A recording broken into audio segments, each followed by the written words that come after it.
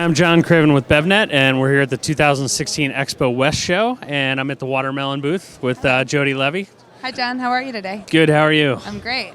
Back here at Expo West, another year. You guys have raised some new money, some new distribution. Can you give us an update on where watermelon water's at?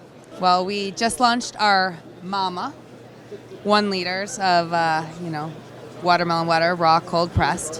Where we're at, we're having a blast. As much fun as we possibly can. And yes, we did just raise money. It's going to all kinds of things. A lot of marketing, a lot of sales support. We're all over the country now. So we're really focused still very much on the natural channel, but going into a lot of other outlets, both in conventional and trying to get watermelon water in the hands of as many people as we possibly can and selling it for as little as we can, so that more and more people can enjoy it and enjoy the health benefits. And, since you've started, I guess, how long has it been? 2.5 years. 2.5 years. Geez, Yeah. Time flies. What's been sort of the reception of watermelon water? Like, is consumer education kind of there yet, or is this still like a new novel thing? I think we've effectively created a category at this point. Consumer education, people are now in the, I know about it phase. And they want it, whether they're ordering it online or they're going to our retailers around the country.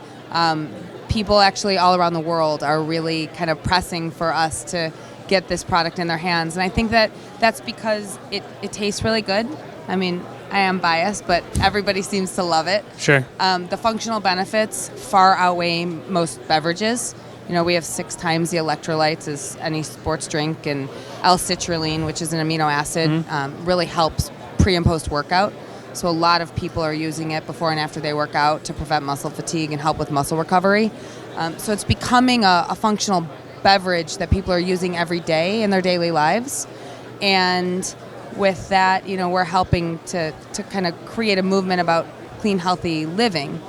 We look at every bottle as an interface to that message. It's like what you put in your body is what keeps you happy and healthy. Right. But, to the question that you asked, as we're expanding more and more outside of the natural channel, that education is really important. So a lot of our attention and focus, especially in marketing, goes into that. And I guess as far as, the multi-serve goes, is that something that has come out of, just demand from consumers, or, where does that kind of fit in the whole, like, going into conventional and all of that stuff? Definitely from consumers, and also just watching how people are buying, especially in urban areas.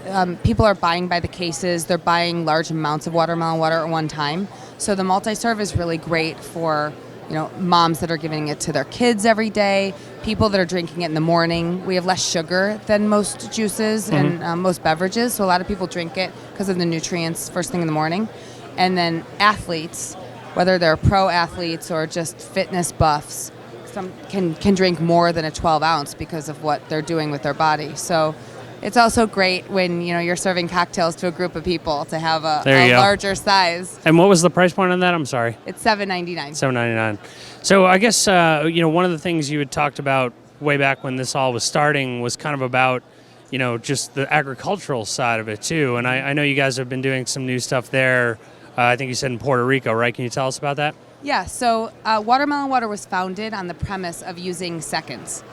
Both the ugly fruit, watermelons that are either sunburned or scarred, or pollinators. So in order to grow seedless watermelons, 30% of every crop has to have black seeds. So we buy the pollinators, we buy the ugly fruit, we buy what they call seconds. Sure. And there's a couple months in the winter where American farmers aren't harvesting watermelons. So this past year, we worked with the Secretary of Agriculture in Puerto Rico, and the Puerto Rican government gave us land, and we worked with local farmers and put 2 million pounds of watermelons in the ground, wow, which are now harvested and being harvested, and they're actually in this bottle. Huh. Yeah. It's awesome. Is that something that you, will continue to do, like additional projects like that, or is that just to fill that gap? We'll do additional projects like that to fill the gap. So we're committed to using waste melons with farmers. That's one of the big missions around the company. And we're working with farmers all over America to buy their waste. But in the times where we can't get the waste, we're absolutely going to continue to work both with Puerto Rico and potentially other places where we can continue to experiment and grow our own melons. Awesome. Yeah. And I guess as far as just kind of where this fits in, the grand scheme of cold pressed juice and all of that, there's obviously a lot kind of going on in the, cold pressed juice, HPP beverages around you. What's sort of your take on that whole, arena right now? Well, I look at cold pressing and HPP technology as just innovation and a way of processing. So we very much feel that this is a hydration beverage. It's really all about, function and fitness and the electrolytes in the hydration space. So we don't necessarily position ourselves with all the other cold pressed juices in the world. We look at, watermelon water as a category packed with goodness, and we focus on that and utilizing the same cold pressing and HPP innovation and other innovation that other juice companies use. Cool. Any other sort of, insight into what's coming down the road in 2016 for you guys? A lot of really exciting activations.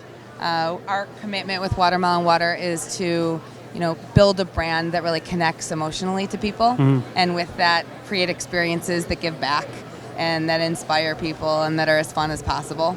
And so we're going to be doing a lot more of that this coming year. Well, you guys have done a great job so far here. It's certainly a fun, engaging booth. So best of luck this year, and thanks for joining me here, Jody. Thanks for having me Thanks. in our Lovenasium. There you go. Thanks.